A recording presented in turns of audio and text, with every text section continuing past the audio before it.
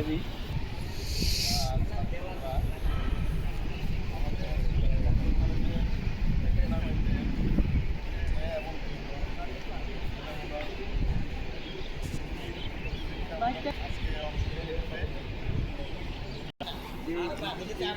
জিতবে সে ফাইনালে যাবে। আর খেলার কিছু নিয়ম মানে আমরা বলে দিই, সেটা হচ্ছে 10 আর সর্বোচ্চ আমাদের